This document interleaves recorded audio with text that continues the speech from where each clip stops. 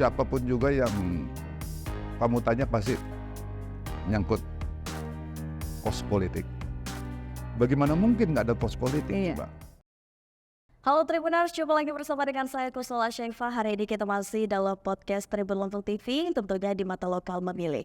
Nah Tribuners, tentunya di sini saya tidak sendirian. Saya di sini menghadirkan seorang narasumber yang bisa berbincang-bincang politik dengan kita pada hari ini Tribuners. Langsung saja di sini kita sapa. Sudah hadir di sini ada Bung Ismet Roni. Halo Bung, selamat datang. Selamat datang. Assalamualaikum warahmatullahi wabarakatuh. Waalaikumsalam warahmatullahi wabarakatuh. Nah Tribuners, Bung Ismet ini selaku DPD 1 Partai Golkar Lampung Tribuners, dan juga beliau ini menjabat selaku Ketua Komisi 4 DPRD Lampung. Bung, terima kasih sekali. Sama-sama, saya juga terima kasih. Saya juga terima kasih diundang Tribun. Mungkin sela-sela kesibukan ini Bung ya, tapi tetap menyempatkan maksudnya nih. Oke. Terima kasih banyak ya. Mudah-mudahan Tribuners juga di rumah selalu bisa menyaksikan tayangan podcast Tribun Lampung TV masih bersama dengan kita. Dan tentunya Tribuners di sini kalau sudah ada Bung Ismet, kita akan membahas tentang politik nih. Boleh. Boleh. Karena kita kan sudah mau pemilu nih sebentar lagi sudah mau 2024. Dan tentunya Bung Ismet ini dari Golkar ya. Selain dengan sudah tembak batiknya nih, batik. Sengaja. Kita diundang Tribun jadi kita pakai simbol-simbol partai ini. Nah Bung, kita pengen tahu dulu dong untuk Tribuners di rumah, mungkin Ismet bisa ceritakan bagaimana untuk perjalanan Partai Golkar sendiri menuju tahun politik di tahun depan dan tahun 2024. Bagaimana persiapannya? Iya. Jadi kan Partai Golkar ini, mohon maaf ya, partai yang cukup lama. Artinya kalau saya katakan bahwa cukup pengalaman untuk menghadapi kontestasi, saya kira itu yang wajar ya.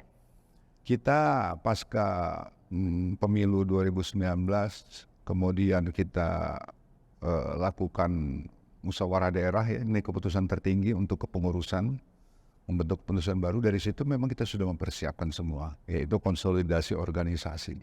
Itu diberikan kesempatan konsolidasi organisasi sampai 2 tahun ya. Kita pembenahan sampai ke tingkat desa, sampai ke kelompok kader di bawah gitu loh. Artinya kita evaluasi semua itu. Selesai di konsolidasi organisasi, kemudian kita ada namanya agenda rekrutmen kader baru. Rekrutmen kader baru ini itu diwajibkan kepada semua kader untuk mencari simpati masyarakat, kemudian menarik kembali masyarakat bergabung pada Partai Golkar. Itu kita ditargetkan loh dengan DPP, kita targetkan dengan pusat itu kemenangan Partai Golkar tahun 2024 ini 20% di pemilu. Sudah berjalan. Kalau mungkin kalian pernah dengar ada istilah operasi darat yang dilakukan oleh Sekjen Partai Golkar di Provinsi Lampung, Pak Ludwig, itu salah satu upaya-upaya untuk merekrut kader-kader baru Partai Golkar. Itu salah upaya. Sudah kita lakukan. Meskipun setiap saat kita evaluasi apa kekurangan kita, apa kelemahan kita. Apa tuh Bung, kekurangan dan juga kelemahan yang mungkin ada? Saya pikir gini, saya selalu menyampaikan kepada semua kader, karena Golkar ini kan partai kader ya, kita selalu mengkader, dan ideologinya jelas karya kekaryaan. Jadi kita harus dekat dengan masyarakat, kita harus berbuat dengan masyarakat, dan kita tunjukkan sikap santun kita kepada masyarakat. Supaya apa? Supaya menarik hati masyarakat dan memberikan kepercayaan kepada partai. Karena sulit kita. Benar. Kalau rakyat nggak percaya lagi dengan kita kan sulit kita. Gimana kita mau menang? Bagaimana orang mau bergabung sama kita? Kira-kira seperti itu. Tapi memang sulit nggak sih untuk menarik kembali kepercayaan masyarakat itu? Sulit. Ada strategi yang dilakukan nggak? Sulit memang. Saya selalu katakan pada ini mencontohkan kita di lapangan. Kita kan nggak boleh banyak janji kalau nggak bisa dipenuhi. Itu juga jadi persoalan loh di lapangan loh. Nanti ditagih ya. Bertanggung janji. Artinya kita boleh berjuang apa yang menjadi aspirasi dan boleh kita berbuat sesuai dengan kemampuan kita. Tetapi yang terpenting buat kita, yang penting kita harus santun dan baik pada masyarakat. Itu yang penting buat kita. Karena dari penampilan kita nggak boleh sombong, kita harus santun. Ada budaya khusus nggak sih di Partai Golkar untuk selalu mempertahankan kepercayaan masyarakat ini? Ada. Maka kita tekankan terus, karena ideologi kita karya kekaryaan. Bagi kader yang sudah duduk menjadi anggota DPR maupun di eksekutif, itu harus banyak turun ke lapangan. Itu wajib khususnya. Menjaga konstituen kita di lapangan. Tapi pernah ada rasa tidak kepercayaan nggak sih dari masyarakat yang Bung Ismet temui gitu di lapangan? Pasti ada, pasti ada. Pasti ada ya. Masyarakat kita kan sekarang udah pinter-pinter ini loh, Iya. udah pinter-pinter, udah bisa membanding-bandingkan loh. Ini, Apalagi zaman sosmed. sekarang ini kan teknologi luar biasa. Kita harus menghadapi itu dan kita harus tahu dengan itu. Iya. Oleh karena itu kita juga harus menyesuaikan dengan kondisi di daerah. Jadi intinya setiap kader juga harus mampu untuk mengendalikan era teknologi ini. Dengan era teknologi harus kita lakukan ini. Dan kita harus pandai dan tahu ini. Kalau nggak tahu, setidak-tidaknya ada yang memahami lah tentang. Karena kita nggak bisa ngindar dengan teknologi ini, nggak bisa kita ngindar. Kita berbicara masalah sosial media di zaman sekarang masih banyak sekali ya gitu, apalagi tentang hoax di luar sana. Betul. Yang kita nggak pernah bisa kontrol nih Bung siapa Betul. orang yang menyebarkan Betul. gitu, pasti ada lah. Pasti. Yang membuat di suatu partai khususnya di partai Golkar sendiri pasti ada. Nah itu gimana sih Bung caranya? Kita selalu mengimbau pada mereka, pergunakanlah media sosial itu secara baik. Pergunakan itu secara santun. Manfaatkan media sosial untuk kepentingan partai kita, untuk membesarkan partai. Jangan salah kita memanfaatkan ini. Dan kita tidak boleh menjelek-jelekan partai lain, tidak boleh menjelek-jelekan calon anggota DPR yang lain. Mari kita jual ide dan gagasan kita pada masyarakat. Itu yang penting. Itu yang paling penting. Itu yang paling Itu gagasan utama dari partai Golkar. Partai Golkar. Kita selalu menekankan itu. Jual ide dan gagasan pada masyarakat. Gagasan. Itu yang. Biasanya Ibu. Nah kalau untuk strategi dulu, kan tadi katanya ada memang perekrutan kader-kader. Iya. Nah untuk Golkar sendiri ini memprioritaskan pemilih Ada. Ada. Dan kita memang era kan sudah era itu ya. Maka kita juga banyak merekrut kader-kader milenial. Yang dengan harapan mereka bisa mengajak teman-temannya untuk bergabung dengan Partai Golkar dengan menggunakan media sosial dan lain sebagainya. Tetapi kader-kader milenial pun harus kita berikan doktrin-doktrin kita, terutama rambu-rambu yang harus mereka tahu tentang Partai Golkar ini, sehingga mereka tidak salah menggunakan sosial media gitu. Dan itu juga harus kita tekankan kepada mereka. Dan kita yakin, percaya dengan kader-kader milenial kita bisa mengajak sebanyak-banyaknya teman-teman mereka, keluarganya untuk bergabung Partai Golkar. Oke. Tapi ada kesulitan nggak Bu, untuk perekrutan atau perbedaannya? Pasti ada, pasti ada, pasti ada, pasti ada kesulitan. Iya, kesulitan itu atau tantangan itu jangan dianggap itu menjadi kelemahan kita, tapi tantangan kesulitan itu kita anggap itu menjadi peluang kita untuk meraih kemenangan. Itu kuncinya dulu. Jadi kita nggak boleh kalah dengan tantangan. Kita harus hadapi itu semua. Dan pasti ada. Kenapa? Setiap kita merekrut kader baru, sekarang kita hari ini merekrut ada yang mau bergabung sama kita. Tentu ini harus kita bina. Kalau ini kita tinggalkan, kita nggak tahu nih, nah besok dia mau kemana, tapi dengan harus dibina. Banyak hal dengan cara-cara membina, memberikan keyakinan, memberikan mereka harapan dengan partai. Kalau mau bergabung, kalau menjadi eksekutif, menjadi legislatif, monggo. Kita terbuka Partai Golkar dan tidak dikenakan biaya apapun juga. Itu ada kegiatan yang mereka lakukan loh. Ya, itu mereka lakukan. Pokoknya tidak ada hari, tidak ada waktu lagi selain dari dekatilah masyarakat, cari simpati masyarakat pada kita. Supaya masyarakat percaya lagi kepada Partai Golkar. Karena Partai Golkar kan partai lama. Mungkin banyak juga pemilih-pemilih tradisional kita yang sudah pindah. Tetapi sekarang mau bergabung lagi, nggak sedikit itu. Banyak ya, Bung. Masih banyak itu. Apa yang membuat mereka ingin balik lagi ke Partai Golkar? Ya saya nggak tahu ya, mungkin mereka banding-bandingkan juga ya. Dan selama ini mereka tinggalkan partai, kemudian mereka bandingkan, oh ternyata Partai Golkar begini gitu. Tetapi mereka kan lihat figur juga gitu, ngelihat kita. Bagaimana apa yang kita sudah lakukan di daerah itu. Itu juga yang mereka buktikan, oh Partai Golkar sudah berbuat begini. Memang apa sih dengan Partai Golkar? Banyak, sebenarnya banyak bagi teman-teman yang menjadi anggota fraksi, tentu kewajiban mereka untuk menerima aspirasi ya. Saya kira anggota fraksi, kader-kader yang duduk di anggota DPR itu justru tulang punggung ya. Tulang punggung untuk mengembalikan kepercayaan masyarakat pada partai, karena mereka lah yang bisa mengakomodir, kemudian menyampaikan aspirasi, memperjuangkan aspirasi itu, membuktikan apa yang mereka janjikan. Tanggung jawabnya luar biasa. Maka kita bagi mereka yang sudah duduk, kemudian kita calonkan kembali dengan harapan mereka bisa menambah jumlah kursi dan kepercayaan masyarakat. Oke. Nah, untuk sejauh ini strategi untuk mengamankan suara ini bagaimana nih? Sudah ada strategi khusus? Saya kira kita kan punya saksi ya, kita ada saksi. Saksi itu nanti kita berikan pembekalan. Jadi saksi tugasnya adalah salah satunya ya untuk menyelamatkan atau mengamankan itu, ya toh, mengamankan itu semua.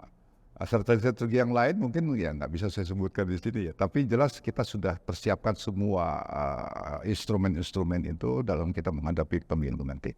Oke, jadi sudah menyiapkan. Sudah kita siapkan semua, saksi pun sudah akan kita persiapkan semua dan kita berikan pembekalan di setiap TPS. Berapa banyak Bu kalau boleh tahu? Setiap TPS kita 2, ada saksi yang di dalam dan ada yang di luar, kan gitu. Tugasnya clear kalau itu, insya Allah di Golkar, insya Allah kalau untuk itu kita udah siap. Dua tahun yang lalu. Iya, persiapan kita udah panjang loh, belum persiapan kita udah panjang dan kita ini terus nggak berhenti loh, nggak berhenti kerja sesuai dengan petunjuk Ketua DPD Pak Arinal pada kita yang selalu memberikan support kepada kadernya. Kerja dekati rakyat, dekati masyarakat, ambil hati rakyat, ambil hati masyarakat dan berikan keyakinan pada mereka bahwa kita adalah bagian dari rakyat. Nah Bung, untuk di tahun 2019 yang lalu kan Golkar ini sempat menjadi suara terbanyak ya. Setelah PDI. Iya, kedua ya setelah PDI. Harapannya apa nih untuk di 2024 nanti? Kita sudah memiliki target kemenangan 20%. Artinya kalau kita 20% itu kita akumulasi dengan jumlah kursi di DPRD provinsi itu 17 kursi dari 10 kursi saat ini. Dan itu nggak gampang, tentu penuh dengan perjuangan dan tantangan. Untuk mencapai itu kan penuh tantangan dan perjuangan. Dan itu kita target itu harus kita perjuangkan. Harus tetap diperjuangkan. Dengan cara apa? Ya itu tadi, salah satunya banyak dekati masyarakat. Semua para fungsionaris, para kader yang sudah kita tugaskan untuk menjadi anggota DPR, mereka harus turun ke lapangan. Pertama mensosialisasikan partai, mensosialisasikan ketua umum sebagai calon presiden, mensosialisasikan dirinya dan koordinasi kepada instrumen partai di daerah pemilihannya. Ada konsekuensi tidak untuk kader yang tidak melakukan? Pasti ada, karena kita punya pasal namanya PDLT dan itu dalam anggaran dasar rumah tangga. PDLT itu pasal yang sangat berbahaya bagi kader.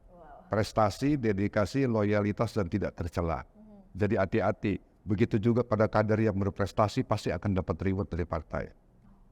Loyalitas pasti itu menjadi penilaian penuh pada kita. Dan kader tidak boleh melakukan perbuatan-perbuatan tercela karena itu akan merugikan partai. Jadi artinya memang ada prestasi, ada konsekuensi, dan Pasti ada. di partai itu memang aturannya. Pasti ada. Bagi mereka yang berprestasi tentu akan dikasih reward, dikasih kesempatan oleh partai. Apakah itu nanti akan dicalonkan menjadi bupati, wali kota, dan lain sebagainya. Bagi mereka yang Rugi untuk mereka yang tidak mematuhi. Iya rugi. Diri mereka sendiri juga. Betul, rugi. Karena untuk mereka itu. Untuk mereka lah. Ya, gitu. Nah sedikit menyinggung untuk sistem pemilu yang sudah diketumpal oleh kita tetap melaksanakan secara terbuka. Gimana nih Golkar mampu menanggapi? Jadi Partai Golkar sejak awal memang sudah berkomitmen memperjuangkan untuk tetap menggunakan sistem proporsional terbuka. Karena Partai Golkar tetap mempertahankan demokrasi ini. Biarlah rakyat memilih wakil-wakil secara terbuka. Kalau istilahnya itu jangan milih kucing dalam karung. Benar. Nah ini alhamdulillah MK sudah memutuskan itu. Memutuskan proporsional terbuka. Nah kalau sudah terputus gitu mestinya kader tinggal bekerja. Berarti dari Ketua Umum Pak Arinal juga sudah legowo dan welcome memang dari awal? Sudah awal sudah kita memperjuangkan itu.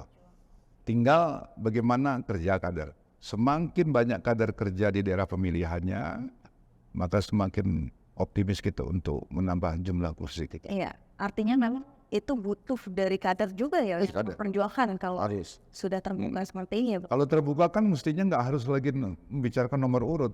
Nggak bisa lagi kan, siapa yang dipilih rakyat bebas untuk memilih itu siapa. Berarti kan tergantung kerja keras mereka. Kerja keras mereka, ide gagasan itu yang harus mereka jual.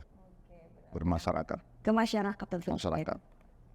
Nah, Tapi bakal ada perbedaan nggak sih Bung untuk di tahun 2019 dan di 2024 ini untuk sistem pemilunya?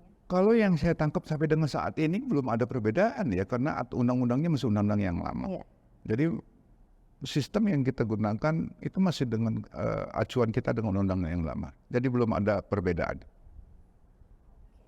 Jadi untuk sejauh ini belum ada perbedaan yang Belum perbedaan. Cuman mungkin teori pemenangannya yang harus berbeda karena hasil evaluasi kekurangan kita apa nih 2019. Oh ini harus diperbaiki, ini harus kita perbaiki. Tapi kalau di Golkar di 2019 itu apa Bung yang menjadi evaluasi? Pertama suara partai yang kita pada waktu itu kita lihat suara partai kita minim gitu. Jadi memang kemenangan partai itu banyak di calon figur. Nah oleh karena itu kita berupaya sekarang bagaimana kalau dia nggak memilih figur, milih partai supaya ada peningkatan jumlah yang memilih partai politik. Nah, kalau di Pilpres ini kan banyak kabar nih Bung ya, yang menyebutkan jika Ketum Golkar Pak Airlangga Hartarto ini akan jadi cawapres. Alhamdulillah. Iya, ini bagaimana nih isu ini benarkah atau masih? Jadi terkait dengan Pilpres itu kita daerah itu tetap konsisten dan komit terhadap apa yang menjadi keputusan DPP.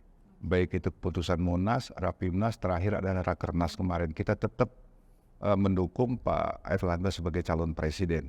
Sampai dengan saat ini kita tidak ada perubahan. Nah kemudian kita menyerahkan kepada Ketua Umum untuk berkomunikasi politik dengan partai-partai yang lain untuk menentukan siapa wakilnya, itu kita serahkan pada beliau. Sehingga kita tunggu itu. Mudah-mudahan ada yang terbaik untuk partai Golkar. Ya, Oke, berarti memang dari kader-kader yang di bawah sini memang sudah sepakat kita semua dan tidak bahkan kita rubah kesepakatan itu sebelum kita menunggu petunjuk dari beliau. Ada strategi pemenangan juga nggak untuk dari ketum ini? Pasti ada. Setiap kita kan pasti punya strategi pemenangannya. Kalau di Lampung ini bagaimana? Pasti ada. Yang jelas ya nggak semuanya harus disampaikan di sini dong. Ya kan? Tapi masih ada. Kita tunggu aja nanti. Kita nunggu setelah ada keputusan dari Ketua Umum nanti. Oke, siap. Nah, kalau untuk koalisi partai bagaimana? Sudah tahukah Golkar ini akan sepenuhnya kita serahkan kepada Ketua Umum. Kepada Ketua Umum. Karena itu sudah kita sepakati pada saat Rakernas, kita serahkan kepada Ketua Umum. Nah, itu berbicara masalah Israel tentunya ya. Nah, gimana? Ya, kita ada hal yang menarik nih dari Iya. Ributnya mantan gitu ya. Orang yang pernah menjadi seorang ASN, betul. Memilih memutuskan mengundurkan diri dan sekarang malah ke dalam parpol nih Golkar ya, menjadi ketua komisi. Ini gimana jalannya? Mungkin bisa bagi cerita. Jadi gitu ya Pak Tri. Ini cerita perjalanan ya, perjalanan. Saya pikir ini cerita ini mungkin nggak bisa ditiru juga dari semua ya, karena mungkin berbeda-beda gitu. Saya masuk pegawai negeri pada waktu itu tahun 88. Kemudian saya memutuskan untuk mengundurkan diri menjadi pegawai negeri sipil itu tahun 2004. Ada pada saat itu kan saya memang menjadi pegawai negeri sipil di era Orde Baru. Tahun 1998 terjadi perubahan reformasi ya, sehingga saya putuskan pada waktu itu saya sepertinya tidak bisa melanjutkan pegawai negeri sipil, tapi saya berminat untuk terjun ke dunia politik pada waktu itu. Cita-cita saya sih sederhana waktu itu, saya mau jadi anggota DPR aja, karena kan membangun daerah kan nggak mesti harus jadi PNS tuh. Jadi politisi juga kita bisa mencurahkan pemikiran dan tenaga kita untuk kepentingan daerah. Sehingga kita putuskan itu. Saya diskusikan kepada keluarga, terutama istri ya. Kaget juga dia. Loh, kok ini apa, ini gimana gitu ya. Namanya maklum lah ya. Benar. Karena kan menyangkut hajat hidup dan lain sebagainya. Tapi kita berikan keyakinan kepada mereka bahwa sepanjang keputusan ini kita ambil dengan konsisten dan penuh dengan rasa tanggung jawab, apapun pekerjaan kalau kita cintai dan kita tekuni, itu pasti akan menumbuhkan suatu hasil yang baik. Sehingga pada waktu itu istri anak-anak masih kecil waktu itu. Iya. Akhirnya menyetujui itu, saya ambillah keputusan itu. Tetapi kan keputusan itu kan nggak kurang populer keputusan itu kan. Nggak semua orang bisa melakukan itu kan, berbeda-beda kan gitu loh. Mentalnya beda, kemudian segala macam beda gitu. Oleh karena itu saya pikir mungkin dengan saya diberikan Allah kemudahan pada waktu itu mungkin ya, sehingga bukan mungkin memang kemudahan sehingga saya terjun di dunia politik. Saya masuk Golkar karena pada waktu itu kan pegawai negeri sipil ini kan memang kader Golkar kan, dari golongan A, B, G ya, Golkar. Kemudian saya tekuni itu, saya diberikan kepercayaan oleh pimpinan pada waktu itu. Saya menjadi ketua Golkar tulang bawang sebelum dipecah. Kemudian 2009 saya mencalonkan diri anggota DPRD Provinsi Lampung. Alhamdulillah saya terpilih. 2014 saya kembali lagi mencalonkan diri, alhamdulillah terpilih. 3 periode, mau 4 periode. Wah, cukup luar biasa. Nah, kira-kira itulah. Karena gini, apa yang pada saat itu membuat Bu Ismet ini yakin sekali bahwasanya saya bisa nih pasti menjadi cita-cita saya nih, meraih cita-cita. Gak ada sebenarnya, itu tergantung dengan kita aja, tergantung dengan kemauan kita. Itu yang saya katakan tadi. Semuanya tergantung kepada kita. Kalau semua yang kita inginkan itu kemudian kita tekuni dan kita cintai pekerjaan itu dengan penuh kesabaran, tentu itu akan bisa terlaksana. Pasti memang Bu Ismet juga ada prosesnya ya. Ada proses. Saya kira nggak perlu cerita di sini, prosesnya panjang. Panjang prosesnya, saya kira panjang. Memang sudah tiknya Iya. Ya nggak juga sih sebenarnya, ya biasa-biasa aja sekarang ini. Cuman ya. kan sudah menggapai apa yang menjadi keinginan gitu. Ya itu aja kita bersyukur. Tapi ada perbedaan nggak sih Bu untuk menjadi seorang ASN dan Pasti beda. Kalau ASN kan memang udah diatur dengan ketentuan aturan, ada undang-undangnya, kerjaannya sudah jelas ini. Tapi kalau politik kan nggak. Kerja politik itu kan nggak seperti di pegawai kayak gitu, jam sekian nggak ada. Kerja politik itu ngobrol-ngobrol dengan teman-teman politik sudah kerja politik sebenarnya. ya Bu ya. Itu yang penting. Yang penting apa yang kita lakukan, apa yang kita perbuat itu ada manfaatnya untuk masyarakat. Nah Bu, sejauh ini kan sudah mau habis masa periode. Iya. Untuk DPR Lampung atau DPR RI? Saya sudah diputuskan oleh partai untuk tetap di DPRD Provinsi Lampung.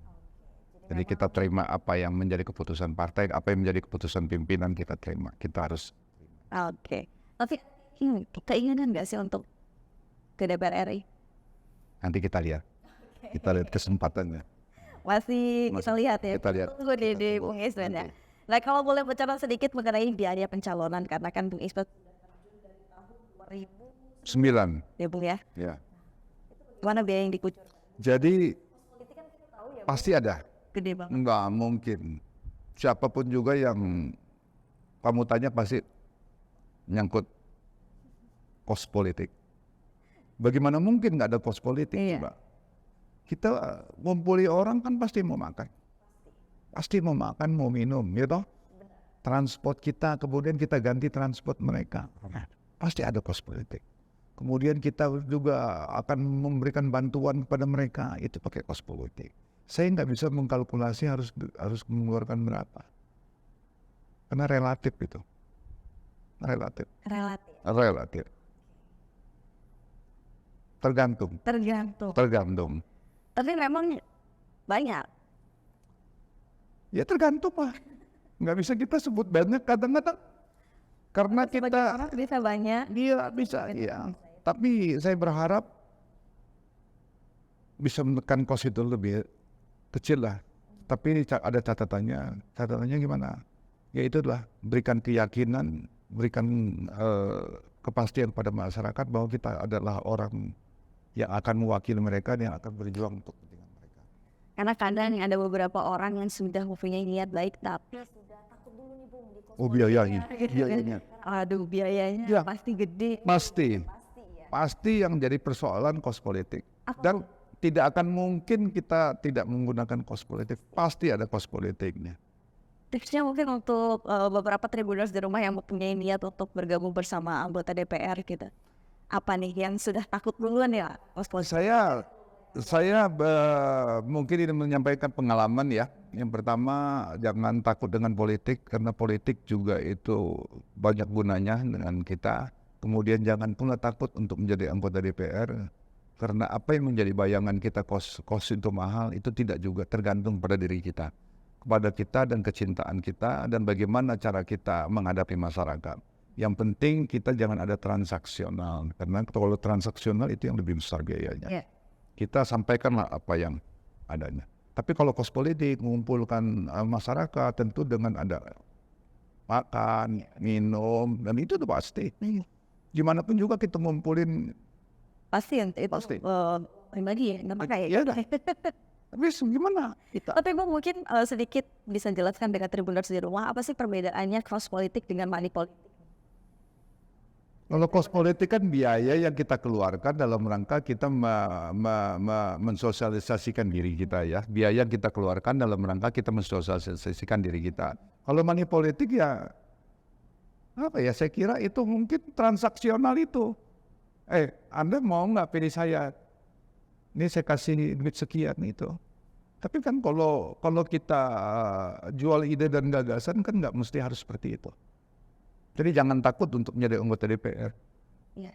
Karena mungkin selain Tribuners di rumah ini udah takut dulu nih Bung dikasih uang transfer atau segala macam dibilangnya money politik. Saya kira kalau itu bukan money politik, ya kita kan juga harus melihat kita mengumpulkan orang yang kejauhan yang kemudian mereka juga naik motor mungkin mengganti uang bensin dan sebagainya. Dan itu saya kira dimanapun juga calon anggota DPR pasti seperti itu, harus mengeluarkan itu.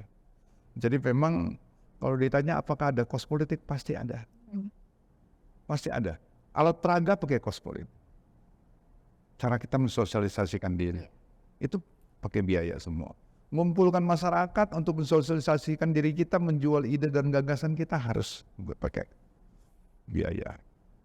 Itu kos politik. Dan Pasti ada. untuk banyak atau sedikitnya itu Tergantung, relatif. Tinggal personalnya, tergantung. Manajemen, ngaturnya seperti apa. seperti apa, luar biasa. Ibu, untuk sejauh ini kan Bung Ismet ingin melanjutkan lagi ya. Insya Allah, kalau memang ini kita dikasih kepercayaan lagi, kita akan lanjut. Nah, untuk mengamankan suara pribadi ini sudah seperti apa sejauh ini? Ada strategi khususnya nggak? Nggak ada, saya pikir tidak perlu harus bagaimana. Kita yakin aja pada penyelenggara. Saya yakin Tapi terjun ke lapangan sudah. kalau itu memang kewajiban kita. Saya kan udah sekian periode, saya harus bina terus, saya harus kunjungi terus konstituen saya di daerah pemilihan. Karena itu ada kewajiban kita. Oke. Itu menjadi agenda rutin setiap minggu, setiap hari atau bagaimana? Setiap bulan itu paling enggak 2 kali. Itu yang wajib. Kewajiban kita. Di lain daripada undangan atau mungkin ada masyarakat yang undang kita, ada hajatan di luar itu ya. Undangan dan sebagainya ya begitu. Oke. Bung, kita pengen tahu dong harapan Bung Ismet untuk Partai Golkar yang belum di tahun 2024 dan juga untuk Bung Ismet sendiri. Saya pertama dengan penuh semangat dan memotivasi semua kader bahwa Partai Golkar 2024 harus menang. Harus terpenuhi target 20% untuk pemilu. Dan kita harus optimis menang untuk Pilpres dan 60% menang untuk Pilkada di tahun 2024. Insya Allah dengan perjuangan itu bisa tercapai. Keyakinan dan juga kerja nyata ya. Kerja nyata. Gitu. Oke, luar biasa. Terima kasih banyak. Terima kasih. Sudah meluangkan waktunya di tengah-tengah dan juga dibincang politik ya bersama dengan saya Tribuners semua ini yakni Gus Lasya telah juga pamit undur ini Pak di podcast Tribun Lampung. Ini